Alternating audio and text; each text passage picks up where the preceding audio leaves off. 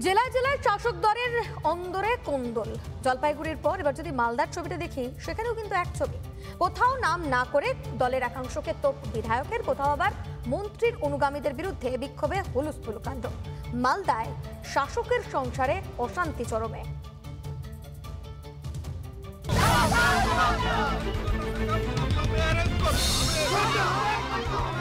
রাস্তার ওপর দাউ দাউ করে জ্বলছে টায়ার, জ্বলছে ক্ষোভের আগুনে। তৃণমূলের বিরুদ্ধেই তৃণমূলের ক্ষোভ। এই ছবি মালদার হরিশ্চন্দ্রপুরের।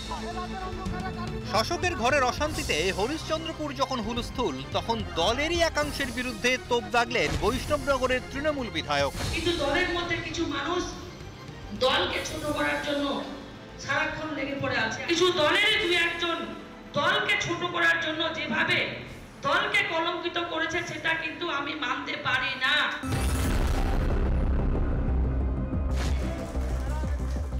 ছিল দলীয় সংবর্ধনা মঞ্চ, সেখান থেকেই নাম না করে দলের একাংশের বিরুদ্ধে তোপ বৈষ্ণবনগরের তৃণমূল বিধায়কের। জায়গায় দলের মেম্বার, প্রধান বা বিভিন্ন পঞ্চায়েত সমিতির মেম্বার যখন একবার হচ্ছে, তখন কিন্তু দলকে আর মান্যতা দিচ্ছে না, দলকে গুরুত্ব দিচ্ছে না। তারা ভাবছে যে দল আমাদের প্রার্থী করেছে, আমরা পঞ্চায়েত সমিতির কর্মদক্ষ বা বিভিন্ন পদ পেয়েছি, আমরা যেটা বলবো সেটাই বোধহয় সবকিছু। সেটা কিন্তু হয় না। তাদের উপরে ক্ষোভ উগড়ে দিচ্ছে। এটা থেকে পরিষ্কার যে বিধায়ক চন্দনা সরকারের পায়ের তলায় মাটি কিন্তু বৈষ্ণবনগরে আর নেই। সাধারণ মানুষ জানে যে চন্দনা সরকার কোনো কাজই করেনি। মালদাহে তৃণমূলের গৃহযুদ্ধ শুধুমাত্র বৈষ্ণবনগরেই নয়, এদিন তো রীতিমতো হুলস্থুল বেঁধে গেল হরিশ্চন্দ্রপুরেও। সদ্য ব্লক সংগঠনে রদবদল হয়েছে, দায়িত্ব পেয়েছেন মন্ত্রী তাজমুল হোসেন ঘনিষ্ঠরা। অভিযোগ, তারপরই মন্ত্রীর ভাইয়ের নির্দেশে রাতের অন্ধকারে তাণ্ডব চলেছে। নিশানা করা হয় জেলা পরিষদের সদস্য বুলবুল খান ঘনিষ্ঠদের। এরই প্রতিবাদে এদিন রাস্তা অবরোধ করে চলে বিক্ষোভ।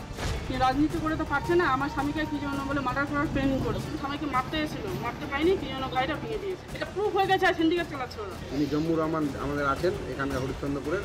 ওর প্ল্যানিংয়ে ওর নির্দেশে এগুলো সব এরা কালকে তাণ্ডব চালিয়ে গেছে আমার দোকানে। রাজনৈতিকভাবে এরা পেরে উঠতে পারছে না। ভারতীয় জনতা পার্টির নেতৃত্বে 2026-এ যখন বিধানসভা গঠন হবে এবং তখন এই জাতীয় মন্ত্রীর ভাইটাকে সমস্ত ওই লাল ঘরের মধ্যে আশ্রয় নিয়ে থাকতে হবে। বছর ঘুরলেই বিধানসভা ভোট, তার আগে এখন থেকেই শাসকের ঘরে ফাটল ধরেছে।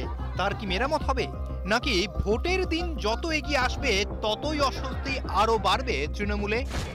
রিপাবলিক বাংলা। নানা ধরনের কন্টেন্ট দেখার জন্য লাইক করুন, শেয়ার করুন আমাদের ফেসবুক পেজ, সাবস্ক্রাইব করুন আমাদের ইউটিউব চ্যানেল। পাশাপাশি অন্যান্য ব্রেকিং নিউজের জন্য অবশ্যই চোখ রাখুন রিপাবলিক বাংলায়।